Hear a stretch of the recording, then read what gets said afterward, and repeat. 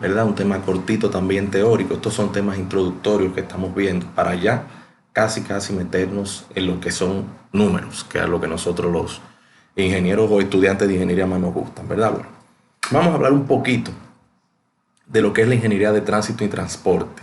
Posiblemente ya en la investigación que ustedes realizaron sobre los hechos que han revolucionado el transporte en los diferentes niveles que se les asignó, pues posiblemente ya le hablaron un poquito, ya, ¿verdad?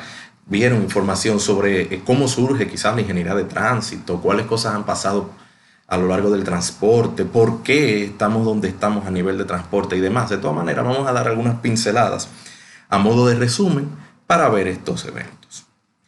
Eh, los primeros constructores de carretera descienden de los ingenieros de ferrocarriles. Otra vez refiriéndonos a la tarea, posiblemente ustedes vieron que primero surgen los ferrocarriles, eh, digamos, de combustión a vapor y de ahí vienen entonces los vehículos también motorizados. Entonces los primeros constructores de carretera, los primeros diseñadores, descienden de estos constructores que construían las vías y rutas para los ferrocarriles. Ahora bien, ¿qué sucede?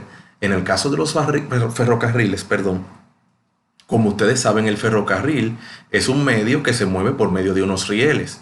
O sea, que tiene una ruta ya establecida y controlada. No hay forma de que un ferrocarril diga, voy a doblar ahora para la derecha o para la izquierda.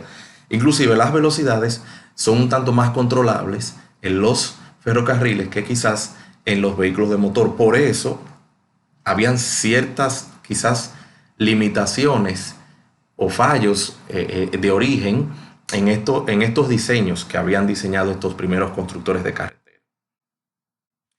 Básicamente ellos se fundamentaban en proporcionar una superficie de rodamiento cómoda, ¿verdad? Adecuada para los vehículos para hacer el paso más eficiente. Vehículos que también en su principio eran bastante pocos, porque no había una producción grande ni la capacidad de acceder o de adquirir un vehículo, porque en sus inicios eran equipos caros.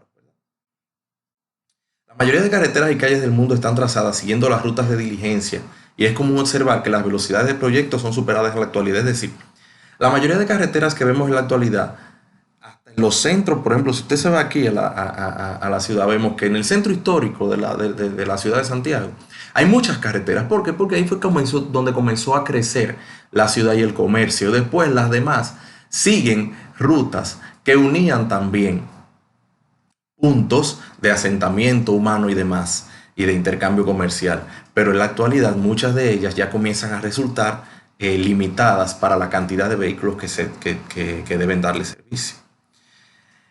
No es hasta 1920, o sea, a principios de los años 1900, cuando en Estados Unidos deciden, digamos, establecer un sistema para la regularización de lo que es el tránsito vehicular.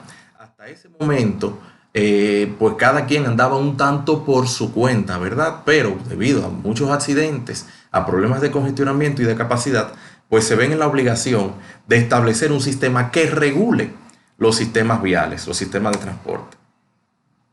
El incremento en el número y velocidad del tráfico motorizado actual suple las necesidades de los habitantes, pero también incrementa la contaminación ambiental, la ocupación extensiva del suelo y la inseguridad del tráfico. Lo suple, y esta idea hay que decirle, lo suple con ciertas limitaciones y dependiendo de dónde uno se ubique, pero definitivamente los efectos negativos que también esto está teniendo, pues son evidentes y hay que ver cómo puede balancearse esa situación. Por estas razones es necesario la realización de estudios, procedimientos de aplicación y desarrollo de modelos de crecimiento urbano que aborden tanto los temas de la capacidad, la seguridad y la eficiencia, pero también cómo podemos reducir la huella ambiental que esto está produciendo. Algunas definiciones importantes, ¿verdad?, que debemos conocer para entender lo que es el transporte, pues una de ellas es justamente transportar. Transportar no es más que mover, llevar una cosa de un lugar a otra. Transporte o transportación es la acción o el efecto de transportarse, perdón, uno mismo. Transitar se refiere a pasar de un punto a otro por las diferentes calles, por las diferentes vías con las que se cuenta en la actualidad. Tránsito, pues no es más que la acción de transitar. Tráfico, que es el tránsito de personas y circulación de diferentes vehículos por las calles y vías existentes, ¿verdad? Ingeniería de transporte, que es la ciencia, por así decirlo, que recoge todo lo referente al transporte desde su diseño, administración, operación e incluso cierre, pero de todos los medios de transporte que existe, o sea, que va desde los transportes terrestres, transporte acuático, transporte aéreo, etc. La ingeniería de tránsito o tráfico es básicamente similar a la ingeniería de transporte, pero esta se refiere específicamente a lo que es el tránsito terrestre, a las vías terrestres. Excluye lo que son los otros medios de transporte, ¿ok?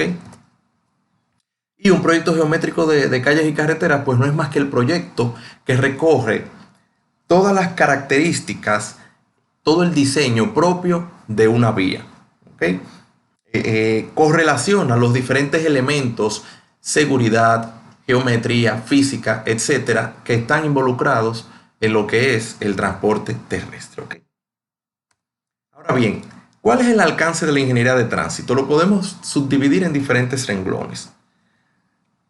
Las características propias del tránsito, velocidad, volumen, que vamos a ver temas específicos para eso, no me voy a detener mucho ahí. Densidad, que también vamos a ver, son las tres principales variables que están involucradas en lo que es el flujo vehicular. Separación entre los vehículos, que eso lo vamos a ver asimismo como separación o espaciamiento entre un vehículo y otro. Intervalo, que se refiere al tiempo de paso entre dos vehículos consecutivos. Tiempos de recorrido y demora, eso está relacionado, eso lo vamos a ver en el tema de velocidad. Vamos, ya veremos. Origen y destino de los diferentes movimientos que producen los vehículos y las masas. Capacidad de las calles y carreteras, vamos a hablar sobre la capacidad de las vías, hay un tema específicamente. Accidentes, aunque quizás no veamos eso en esta clase, en este periodo que tenemos por un asunto de tiempo, pero también la ingeniería de tránsito tiene que ver con lo que son accidentes. Funcionamiento de pasos a desnivel, terminales, etc. Reacción de frenado, aceleración, cansancio, que es un efecto que también tiene que ver con el flujo vehicular y con cómo uno como transportista, por así decirlo, hace la circulación por las vías. También la ingeniería de tránsito tiene que ver con la reglamentación, responsabilidad y licencia de los conductores, peso y dimensiones de los vehículos, eso debe de ser reglamentado y estandarizado. Control de accesorios obligatorios, eso se refiere a asuntos de iluminación, bocinas, elementos de seguridad y demás que deben de tener los diferentes vehículos. Prioridad de paso en las diferentes intersecciones y en las diferentes vías. Sentido del tránsito, ¿verdad? Y eso está relacionado a la prioridad de paso también. Tiempo de estacionamiento en los lugares donde se puede, por qué tiempo y en qué periodos incluso está relacionado a la ingeniería de tránsito. Control policíaco en intersecciones, sanciones relacionadas con accidentes o con incumplimiento de normativas. También tiene que ver con los señalamientos y dispositivos de control, esto tanto a dónde deben estar ubicados, pero también a su mantenimiento, a su digamos, adecuado mantenimiento para que sean funcionales. También tiene que ver con lo que es la planificación vial, ¿verdad? Que es a largo plazo ver cuáles son las medidas que se deben de ir tomando a lo largo del tiempo para que las vías funcionen de manera adecuada. También aspectos administrativos, como son aspectos económicos, cuánto cuesta, cuánto está recaudando, qué se debe de hacer para darle mantenimiento, políticos, asuntos fiscales, legales, que vimos algunos, asuntos de relaciones públicas, mercadología incluso, sanciones. Y finalmente, este cuadro que vemos aquí no es más que un cuadro que en la primera columna, esta que vemos aquí, nos presenta los diferentes sistemas, desde los sistemas terrestres, incluyendo el carretero, ferroviario, aéreo, acuático, y este que se llama de flujo continuo, este se refiere a tubos, cables y demás. Aquí vemos los diferentes medios que cada uno de estos sistemas utiliza. En el carretero vemos que los medios son carreteras y calles, en el ferroviario los rieles, en el aéreo el aire, etcétera, etcétera. Aquí la ubicación, ¿a qué se refiere esto? ¿Dónde lo podemos ubicar? ¿Qué tan fácil son de acceder cada uno de ellos? ¿Ok? Aquí la movilidad, y se refiere a aspectos de qué tan eficiente puede ser desde el punto de vista de la velocidad que ofrece, las capacidades que tienen los mismos para desplazarse de un lugar a otro. Eficiencia, esto en todos los sentidos, en cuanto a comodidad, velocidad y demás. Modo es cuáles elementos utiliza para realizar este movimiento. En el caso de la carretera, bueno, puede ser por camión, autobuses y demás. Y estas dos últimas columnas se refiere a si ofrecen servicio de pasajeros y de carga y qué tan alto, en qué áreas lo ofrece y demás. ¿Ok? Ustedes van a tomar este cuadrito y lo van a ver un poquito más detenidamente para verificar a qué se refiere cada uno de estos sistemas, qué involucra, qué variables tiene. ¿Ok? Y con eso estaríamos terminando esta partecita de